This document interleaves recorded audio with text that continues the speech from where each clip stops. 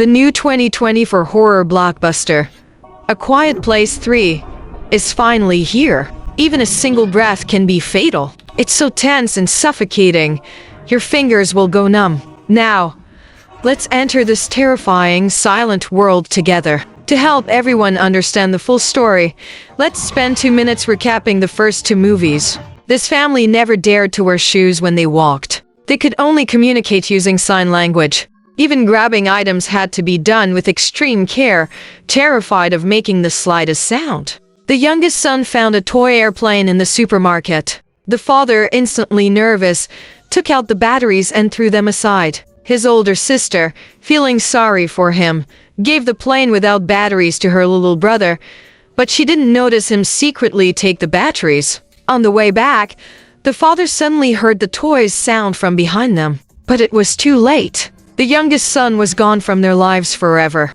This is also the origin of the title, A Quiet Place.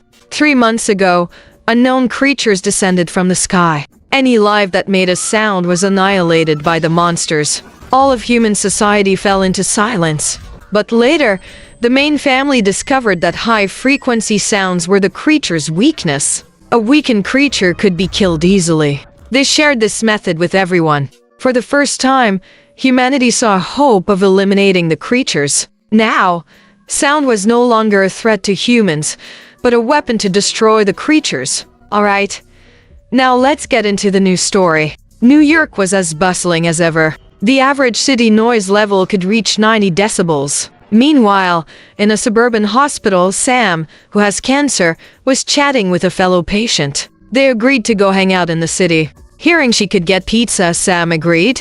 She then quickly applied a pain relief patch and joined the group on a bus to the city. The first activity was watching a puppet show, but Sam wasn't interested in it. She just wanted it to end quickly so she could get some pizza. But after the show, the nurse, Ruben, suddenly got a phone call and then urged everyone to quickly get on the bus to go back early. Hearing this, Sam was instantly unhappy. She hadn't eaten her pizza yet. She ended up arguing with Ruben before getting on the bus. The bus hadn't gone far before it suddenly screeched to a halt. When Sam came to her senses, she realized the other patients were all gathered at the back of the bus. Curious, she also walked to the back to see what was happening. When Sam awoke and struggled to get off the bus, the surrounding buildings were already hidden in dust. All around her were people fleeing in panic. Suddenly, a man next to her made just a small sound and was dragged into the mist by something unknown. Terrified, Sam quickly hid behind a car. Anyone around who made a sound would be taken away. Then, a strange figure appeared in front of Sam. Luckily, the creature was distracted by soldiers behind it. Sam quickly ran away. When she woke up again, she was about to cough when a large hand covered her mouth. A man signaled her to not make any sound. He then led her into a lobby. Sam found many survivors gathered there. It was terrifyingly quiet. Even if treating a wound was excruciatingly painful, they had to cover their mouths, afraid to make a single sound. Ruben was here too, as was the cat Sam relied on for companionship. Sam felt a little better after seeing her cat. Just then, a loudspeaker blared from above. The military was broadcasting instructions from a helicopter, reminding survivors not to make a sound and to wait quietly for rescue. But the helicopter's loud roar also alerted the creatures. The whole building was shaking. The cat got scared and escaped from Sam's arms. Seeing this, Sam immediately chased after the cat. She opened a door only to find the floor covered in broken glass. Touching any of it would create a loud noise. But just then, the cat bumped into a bell on a doll. The creature was instantly drawn to the sound. Luckily, Sam was quick, snatching the cat away the moment the creature burst in. The creature searched a room for the source of the sound. Just as it was 2.5 centimeters from Ruben's face, the roar of the helicopter was heard again from outside.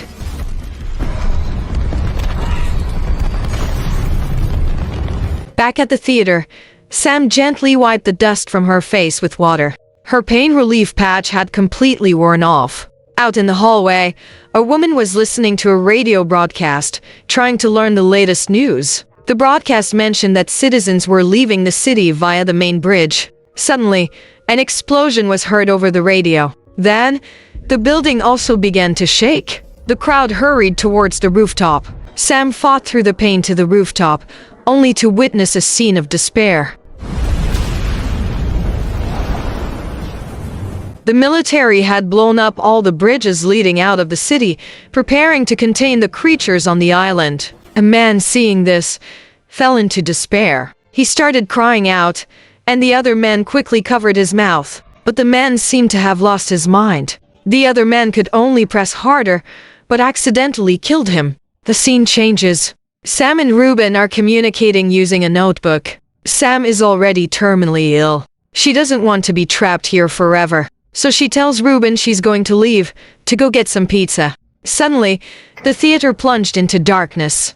Immediately after, a diesel generator nearby started running. Ruben quickly rushed outside and shut off the generator. Only then did the noise disappear. If nothing goes wrong, something is about to go wrong. As Ruben turned, he accidentally snagged his clothes. Sam could only watch helplessly, not daring to make a sound. The next day, Sam, enduring her pain, led her cat onto the street. She went into a convenience store and grabbed some supplies and headed off into the distance. The entire city had been destroyed by the creatures. There were ruins and debris everywhere. Finding a part that wasn't yet destroyed, she carefully opened a can of food to regain some energy. She turned her head and saw two children hiding under a fountain. The kind-hearted Sam walked over and shared some food with them. Suddenly, a faint broadcast sound came from a distance. The military's helicopter was broadcasting in the city again. They had set up an evacuation point at the South Street seaport. The creatures are afraid of water, so citizens can swim to the other side. Sam quickly led the two children south. The helicopter's immense sound made the creatures extremely agitated. Fortunately, Sam and the others were hiding in an underpass. When it grew quiet outside, she peeked her head out to check. Suddenly, a creature landed right in front of her. Terrified, Sam held the children, not daring to make a sound. The creature paused for a moment, detected nothing unusual, and left. Survivors in the city, hearing the broadcast, poured onto the streets, heading towards the southern port. Sam came out with the children, motioning for them to leave with the crowd. She, however, walked in the opposite direction. However, with so many people walking on the street, it was undoubtedly a buffet for the creatures. A creature landed in the middle of the crowd. Instantly, a series of screams erupted on the street. The crowd descended into chaos. More creatures began to frantically devour the people there. Sam was knocked to the ground by the stampeding crowd. All around her, people were being dragged away. Sam quickly crawled under a nearby car. Suddenly, a man grabbed her foot, begging her to save him. The next second, he was crushed by a creature. Sam struggled to crawl out from under the car. She made her way carefully into an alley. Terminally ill, she had completely run out of strength. Meanwhile, the cat was drawn by a mouse into a subway tunnel. Suddenly, a man emerged from the water, following the cat to Sam's side. Seeing her kitten return, Sam happily hugged and kissed it. She looked up and noticed a man watching nearby. She wanted to shake the man off, but he stuck to her like glue. Just then, a heavy rain began to fall. The sound of rain hitting an awning interfered with the creature's sensitive hearing. Sam stopped and asked the man his name. She learned he was named Eric. Then Sam told him about the evacuation point to the south. But the man was scared stiff, muttering that he was terrified. Having no choice, Sam could only take him back to her apartment. The key hidden under the doormat was gone.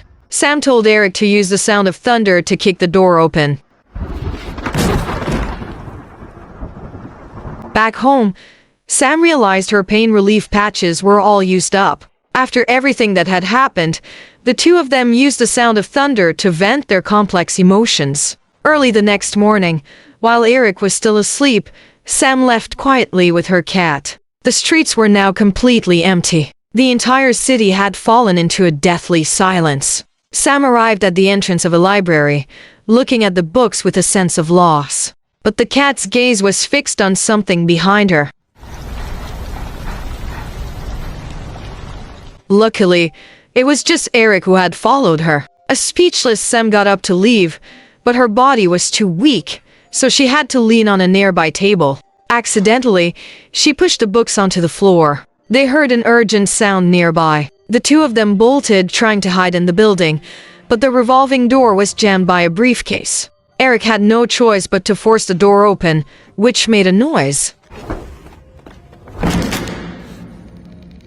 The two could only keep running. Countless creatures leaped down from the floors above. Eric seized the opportunity and smashed a car window. Hearing the alarm, the creatures charged towards the car. This gave the two a chance to escape into the subway station, planning to escape from another exit. However, as the two reached the escalator, a creature slowly walked up in front of them. They didn't dare make a sound and could only slowly move onto the nearby tracks. The area was flooded with water. Sam remembered the military's announcement, "The creatures are afraid of water." So the two of them submerged themselves in the water. But before they had taken a few steps, they heard heavy breathing from above. Sam signaled Eric not to look. Then she quickly led him away. Thinking about the creature right above them, Eric was still too scared to breathe, and even cried out.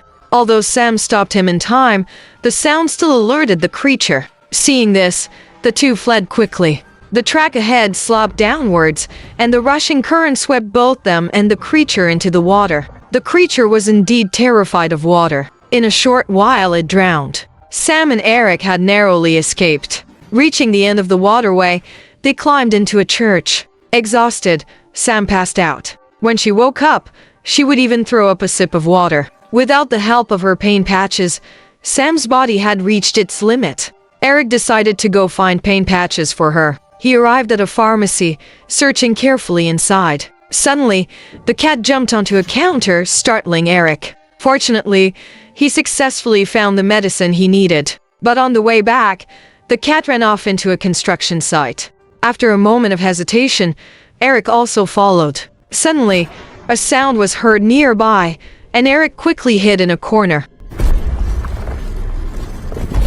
This place seemed to be the creature's feeding ground. A creature that found food called over its kind. Meanwhile, the kitten was on a high ledge. Eric saw them start to eat, so he climbed up, trying to grab the kitten. Luckily, this time Eric held his breath and made no sound. He successfully escaped back to the church with the kitten and applied the pain patch to Sam. Afterward, Sam told Eric that her father played the piano very well. He used to perform at a pub on their street. After every performance, her father would buy a slice of pizza to bring home. But later, her father passed away from cancer. Since then, pizza became her comfort food. The two decided to head to the pizza place immediately. Soon, supporting each other, they arrived at their destination. But this place had also been destroyed by the creatures. Utterly devastated, Sam collapsed on the spot. Eric comforted her, and they went together to the bar where her father used to work. He then went out alone to find some food and stumbled upon another pizza place by chance. Soon, he came back with a pizza. Sam was stunned when she saw it. She finally got to eat the pizza she had been craving. To cheer her up, Eric even performed a silent magic trick. Unexpectedly, the kid had this talent. It successfully lightened Sam's mood quite a bit. The two went out onto a balcony for some fresh air. Just then, the sound of a cruise ship's horn caught their attention. This was the best chance to escape.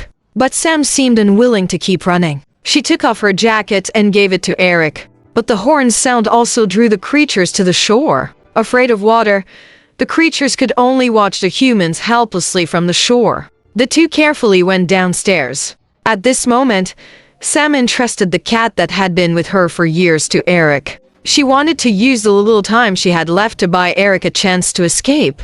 Sam picked up a nearby iron bar and started hitting the cars on the street. The overlapping alarms successfully attracted the creatures.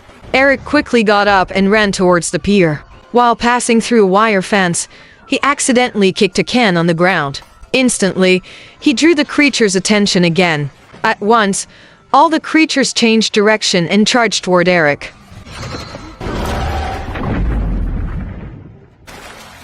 Eric finally had a new lease on life, climbing aboard the cruise ship with the cat. Meanwhile, Sam returned once more to the pizza place, looking at a photo of the owner with her and her father. At the end of her life, she was now going to be reunited with her father. She walked out onto the empty street, unplugged her headphones, and as a song begins to play, the film comes to an end. As a highly anticipated sequel, A Quiet Place 3 received polarized reviews after its release. The overall effect didn't seem to meet audience expectations. The visual effects are a big improvement over the first two films. The image of the creatures is presented in full detail to the audience. The scenes of the invasion are also quite realistic, but some of the setups and scenes are a bit too exaggerated. As for the plot, it attempts to add more emotional drama than the previous films. I think it succeeds in this. The lead actress, Lupita Nyong'o, portrays the cancer and the despair from the alien invasion very effectively. Although she may not be as popular as the lead from the first two movies, the main character's obsession with pizza is a symbol of her longing for her father. She also has cancer, following the same path as her father. The film does not have a happy ending. The final choice of the main character, whether it represents a new beginning or despair, leaves a somewhat depressing effect. Alright, that's the end of this video. If you enjoyed my video, please subscribe to my channel. Your support is my biggest encouragement.